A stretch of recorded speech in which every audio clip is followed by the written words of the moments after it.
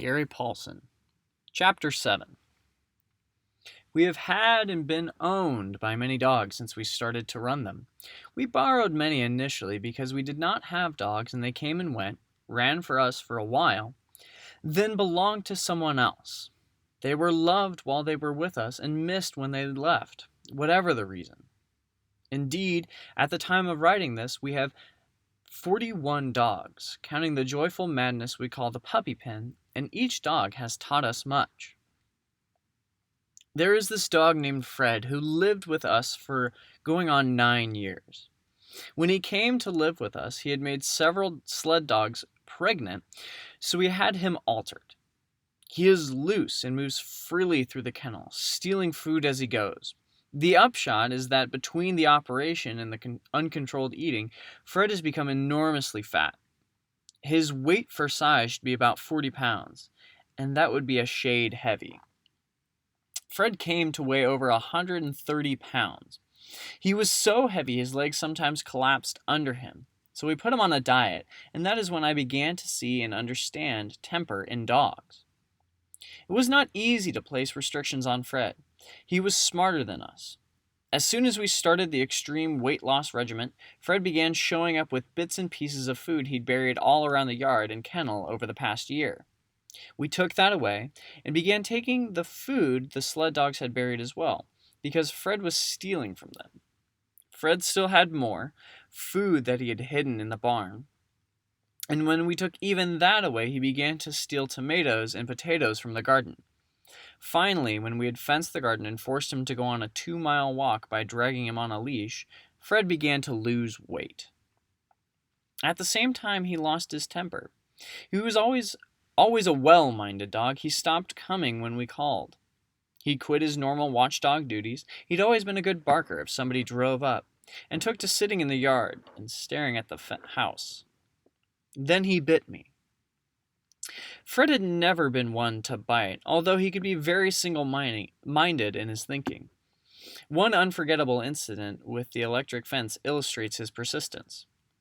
When we first put the wire in, it was just high enough to catch his tail, which he carried curled up.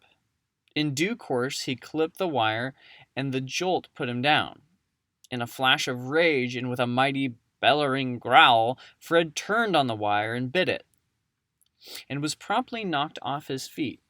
Again, before I could stop him, he bit the wire, and again he was knocked down. On the third try, he backed off and thought about it. I figured he was done, until he sat up and hit the wire, running. Once more it hammered him, but his momentum carried the day and he broke the wire. Whereupon he stood, wet on it, and walked away growling. Indeed, he still growls at the wire when he walks by. He sticks to a thing, but he isn't vicious. Yet he bit me. He studied the house. I figured I was the reason for his discomfort. Waited until I was walking across the yard and lifted my kneecap as deftly as a surgeon.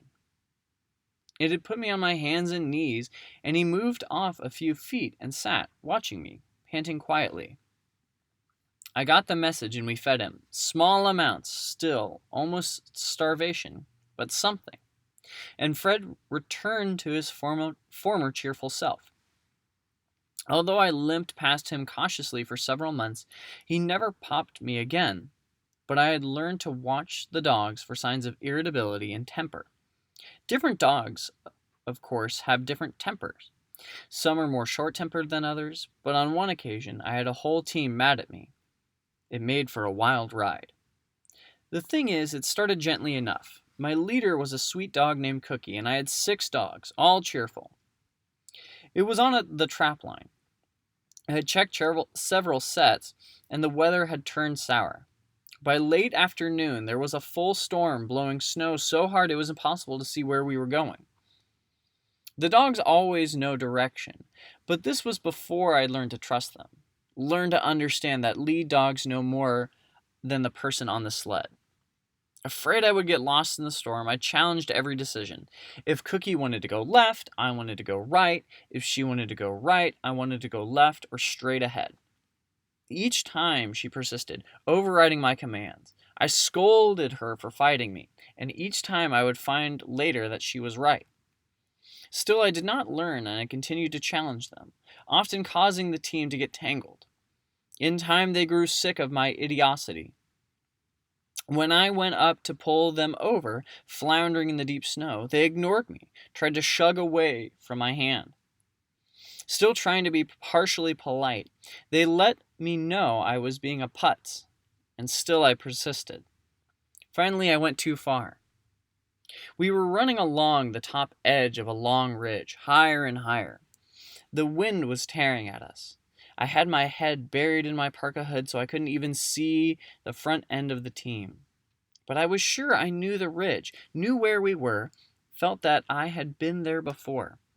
I was absolutely dead wrong. The team went slower and slower until they were walking, lugging up the middle of the ridge, and, perhaps after a quarter of a mile, they stopped. I yelled at them to turn right. G is the command for right, ha for left. I knew where we were now. I was sure of it. But Cookie tried to turn them left down a long, shallow incline. I became furious at their mutiny, swore, yelled at the team, then stomped forward, grabbed Cookie by the back of her harness, and half pulled, half threw her off to the right. She vanished in the driving snow and wind, moving angrily in the direction I had thrown her. The team followed her, and I jumped on the sled as it went by. For 1 or 2 seconds, it was all right. I stood on the brake and held the sled back, and we slithered down the hill. Then it all blew apart. With a great lurch, I felt the sled fly out into empty space and drop beneath me. I barely had time to fall backwards and to go into a tuck before I hit the side of a nearly vertical incline and began to tumble. I flapped and rolled for what seemed like hours, end over end. I heard the dogs falling beneath me, the sled rolling over and over, and all of the gear and food being tossed out, crashing around me. With a resounding thump, the whole pile, sled, dogs, gear, and me, upside down, plummeted into a heap in the bottom of what seemed to be a deep gully. It was impossible for a moment to understand what had happened. There was not a place where I had ended and the dogs and the junk began. One dog, named Lad, had his nose jammed squarely in my mouth. Another was in my armpit. The sled was on top of me, and if you asked me my name, I couldn't have told you. Cookie had knowingly taken the team over an edge of a sharp drop. It was something she never would have done on her own, but I had pushed and griped and hollered too much, and she thought it time to give me a lesson. If I wanted to be stupid, if I persisted in being stupid, if I just couldn't resist being stupid, then she figured I had it coming, and she wouldn't hold me back. It was a good lesson, but it wasn't over yet. I stood and shook the snow out of my clothes. It actually packed in my ears, and tipped the sled upright. It took me 15 minutes to find all of the gear and repack the sled, and the dogs watched me quietly the whole time.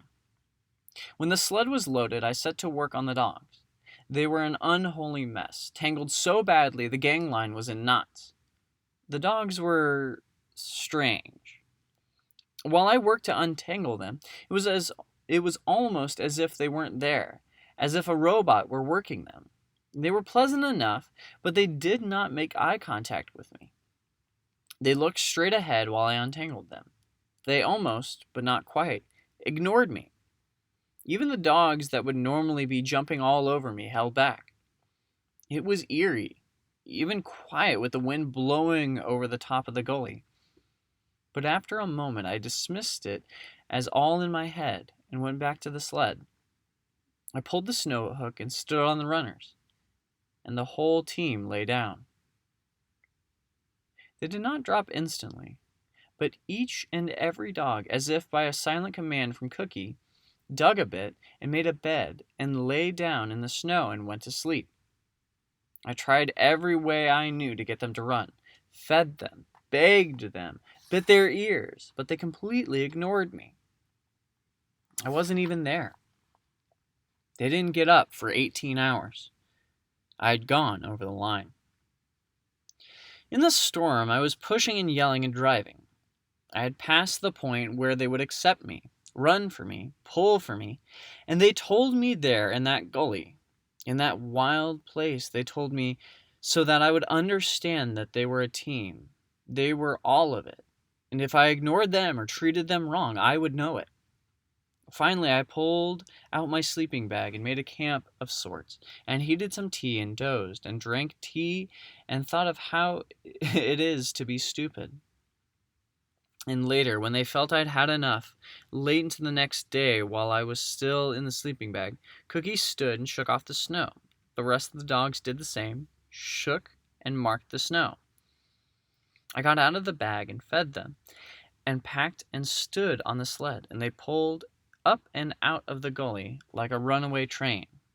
They pulled up and into the sun, and loped all the way home in a great joy and glee, joy they were happy to share with me, unless I grew stupid again.